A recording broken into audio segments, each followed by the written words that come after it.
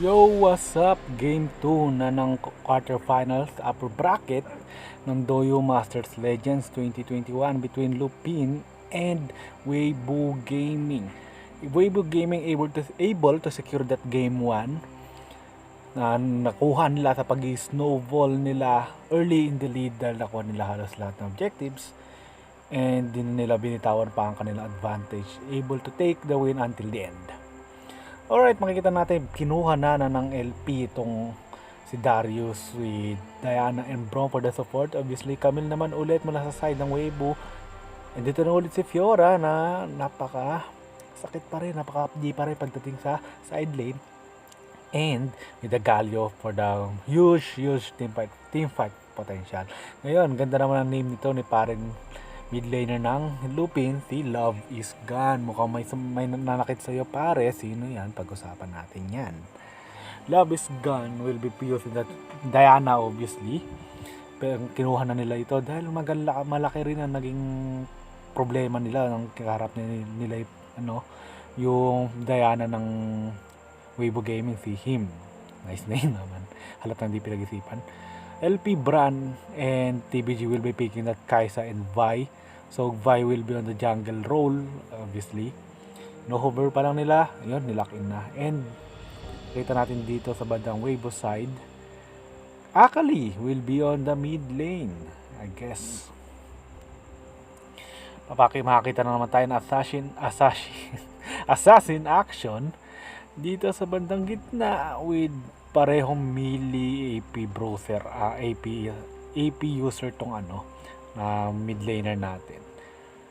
So Varus sa magiging ADC ng kabila ng Weibo Gaming. Makikita natin dito na huge team fight potential na naman ulit tong Weibo Gaming. Meanwhile, picking ulit. Ay hindi, pwede rin na huge team fight potential with the Moonfall and Vault Breaker tong si Vi, follow up ng Moonfall and the Glacial Fissure. Tapos si Darius na bahala tumangga sa iba.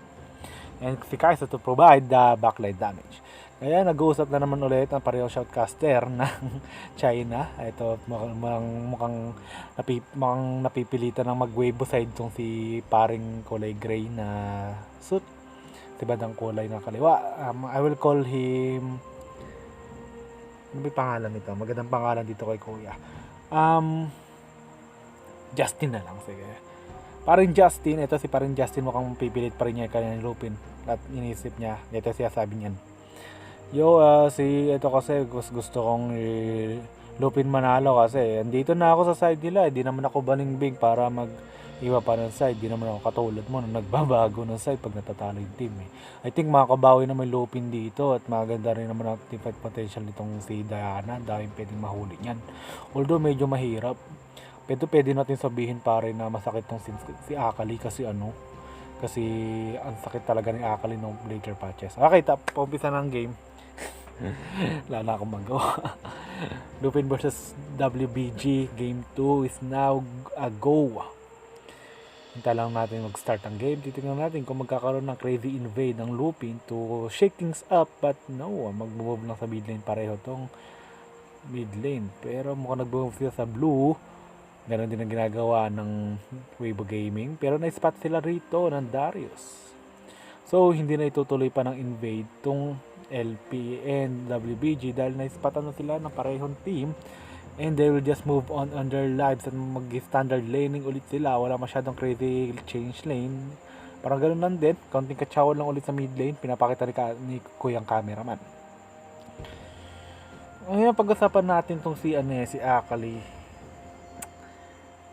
Kung alam ko lang kung anong picture, if this is 2.5, medyo sabi natin medyo balance na si Akali, but in previous patches talaga napaka OP. Sobrang sakit niyan kaya always autoban yan lagi. Kaya niya mag-snowball once na makakuha lang siya ng 2 to 3 kills. Tapos partida pa yung pwede niya makuha sa laning. So if this is 2.5 or if this is 2.5, I guess na fair play pa lang din tong si Akali.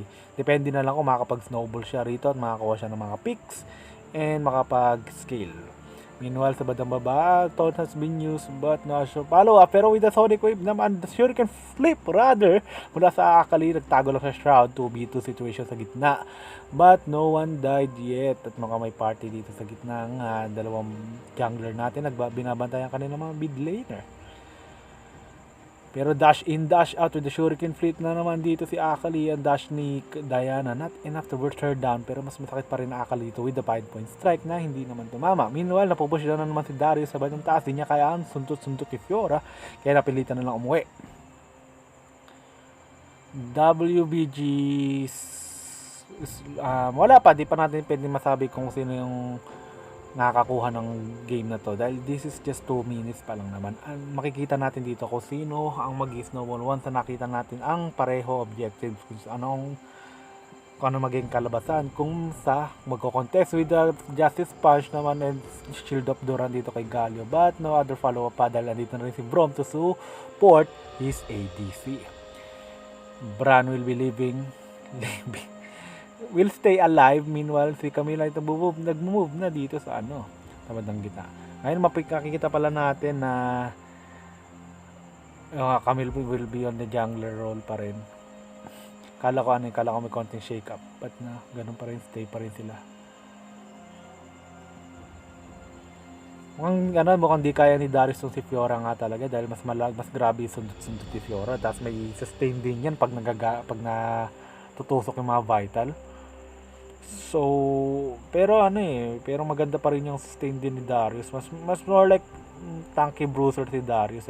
Yung damage lang ng ulti niya yung nakakapag-delikado kay Darius. But Fiora, once nakapag-scale yan, side lane lang ulit lagi yan ang gagawin yan. Pero nag-move na rito si Galio with a hook shot from Camille. Napilitan mag-flash out dito si Darius. And the taunt will connect but no other follow-up ulit. At nandito naman na si Vi to roam at mukhang susupport niya rito ang Darius kung mag-overstep man ang WBG. Pero mukhang hindi na. Nice rotate muna sa Galio as Galio main. Huwag ka mag-stay sa lane mo. Use your ulti or anything else para maka-rotate sa lane.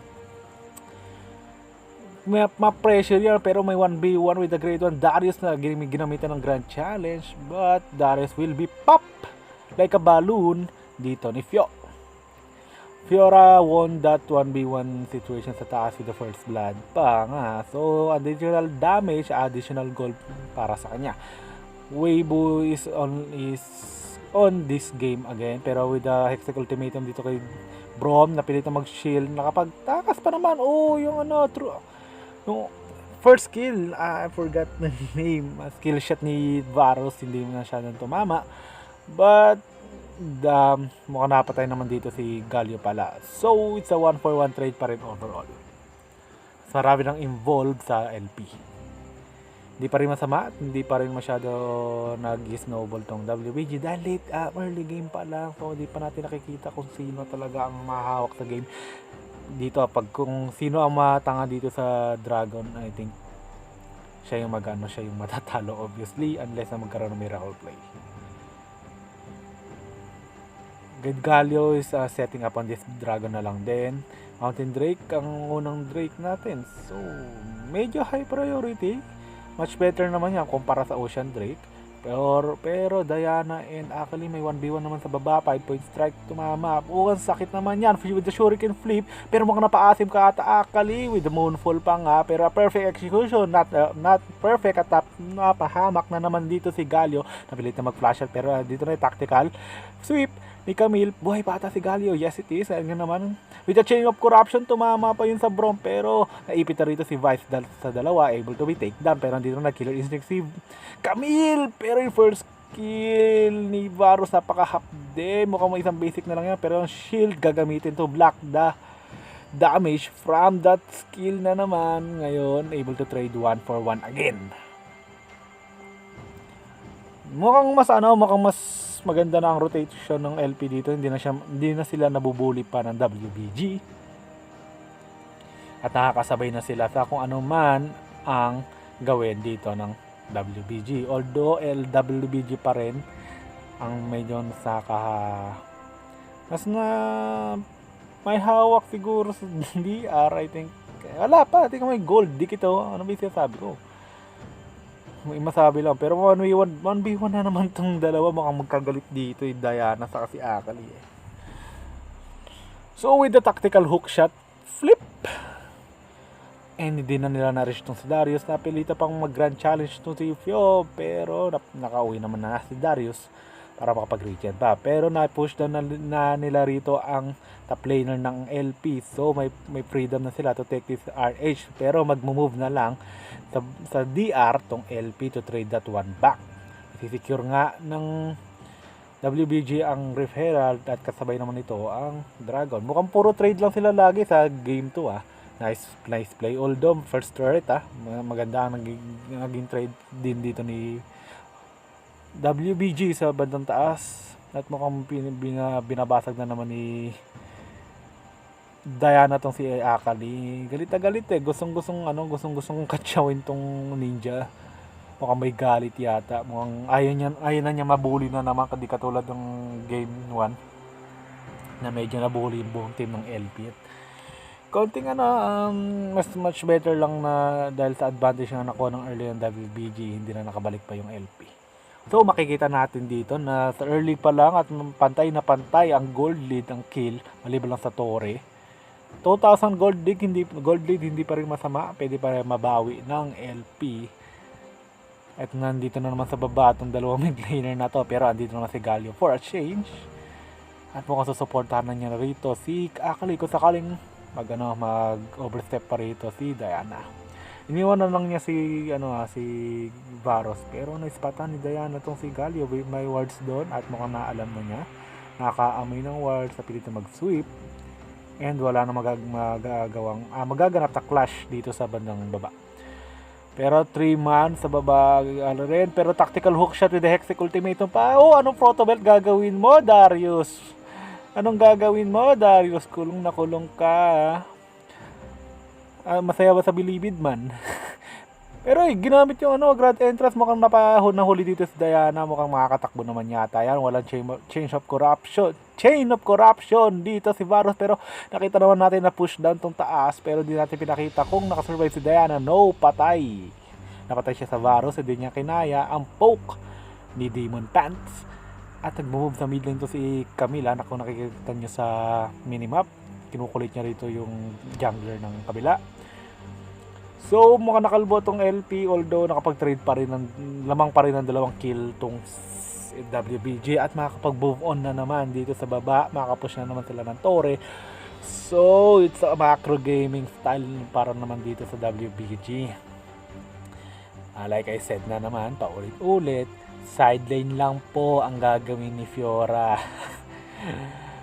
With proof, basag na ang baba. So anong gagawin niya? Mag-move na yun sa baba. Ay, sa taas rather. Mag-move na sa baba itong si Fio. Nakikita nagsiset up na naman siya doon. Yan ang gagawin yan. Wala nang gagawin yan. Hindi nasasama sa team fight yan. At kaya naman ang 4 ng WBG. So, yan.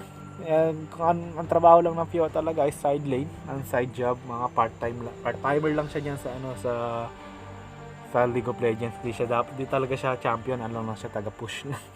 Para lang siya minions eh. Pero good macro gaming pa rin ng WBG. Good map control, able to utilize that Rift Herald sa bandang taas. At ay nagamit nila yun para makalbo itong Baron lane. Pero inumpisa na ng LP ang WBG, but this time naispatan na rito. Akali daw masyado maasim with a Glacier Fissure. 4 ang tinamaan. Chain of Corruption, may tinamaan din. Mukhang perfect execution si Akali dun sa Braum. Pero may the Moonfall, 4 na nahuli. Pero wala masyadong follow up mula sa Diana. Patay na siya rito. Darius is popping off na naman. Naginamit na niya na yung marka. Pero napoke siya rito ng first kill ni Varus. Mukhang nagka-charge pa ulit itong si Viper. Di na tinuloy sa 3-4-3 trade. Pantay na naman ang trading ng dalawang team sa mga team fight natin. Pero mag-i-spawn ang Dragon. Mukhang magkakaroon ng position tong LP para makuha yung Dragon. Pero makita natin sa replay nag-stasis agad dito si Akali. Di na siya agad nakapag-follow up. Nice chain of corruption. Daming nahuli doon. Kahit pa paano. Pero yung Moonfall, grabe din nakapag-chunk ng konting damage. But the Darius Dove, konting flanking, buhay pa rin doon, able to deal some kills. pero hindi pa rin sapat ang kanyang damage at medyo nabully nga siya doon sa bandang taas kanina. Medyo gap pa rin si Darius natin, pero at least kahit pa paano nakakalaban pa rin sila. 3-4-3 trade, pero hindi nakuha ng LP ang Dragon. Mukhang WBG nga ang makakasecure nito. 1-4, tagisan na sila ng Dragon, hindi pa rin masama. Ocean Drake lang naman yan, kahit pa paano hindi pa rin kawalan yan para sa side ng LP, unless na magamit to ng WBG. Buff pa rin naman yan, konting healing galing, hindi naman siya masyado ramdam, but still, buff is a buff, perma buff is a perma buff. At may buff din naman tong LP. So, yun. Magandang trade pa rin dito sa side ng LP. Pero mukhang ito ang masamang trade do. Nabully na naman si Darius sa baba. Mukhang ayaw payagan ni Fiora. Pero mukhang may binubully na naman din ng LP sa bandang gitna dahil walang support tong si Varus. Grabe pa Sultan Battery to secure that gear. Pero ito na ang Hexic Ultimatum with the Heroes Entrance nga. Dalawa ang nahuli at with the taunt pa nga. Moonfall, tatlo na nahuli pero not enough damage. Perfect execution, nabutas ang buhay ni Kaisa. Pero sa 2v2 situation, sino kayo mananalo? Vi, tumatakbo palayo. Pero Diana, buhay na buhay pa rin. Yung AP Bruiser nyo, napaka-hapde, napaka-kunat pa. Pero ang Fio, trabaho lang, walang personalan, butas na ang baba ng LP. Apakasakit talaga. Sabi ko sa inyo, hindi sasama sa team fighting yung Fio. Hindi sasama yan sa team fighting. Gagawin yan lang gagawin yan. What do you expect from Fio? Taga-butas lang yan ng tagiliran niya. Taga-sundot lang yan, no? Chung. Kahit naman sa ano niya, sa skills niya, first skill niya puro sundot Second skill niya sundot din. Third skill niya, ewan ko ano ginagawa ng third skill niya. Ulti niya may para makasundot siya ng marami, di ba? Sundot gaming lang para sa side ng WBG, although pagdating naman sa team fight, nakakapalag na ang LP. Kahit pa paano. Lagi nila nahuhuli yung Varus dahil wala ng Galio. Charging up, no follow up dahil wala naman nahuli. Pero ito, may sure na mahuhuli. Assault and battery na naman kay Varus, pero napilit na mag-flash out. Chain of corruption, di naman tumama. Exec ultimatum dun sa Fio as a Vi, pero perfect execution din kay Kaisa dito. Able to be taken down by Akali, pero Galio will take that support from the LP. Diana is popping off naman, pero the double kill na rito on support. Darius will be dead. And it's an ace for WBG. Nice team fighting for the side of the red team. At mukhang mag-move na sa baba itong WBG dahil butas na nga ang base nitong LP, and I think they can win this at 10 seconds pa yung pinakamalapit na mag-spawn. Tapos na nga, easy game na naman mula sa WBG. Banfio na siguro ang sagot para sa LP. Dahil butas na ang baba at na-ace nila dito ang LP in the goddamn game. Wala na akong masasabi pa. Nice team fighting ulit sa Weibo. Makikita natin kung makabawi pa ang LP.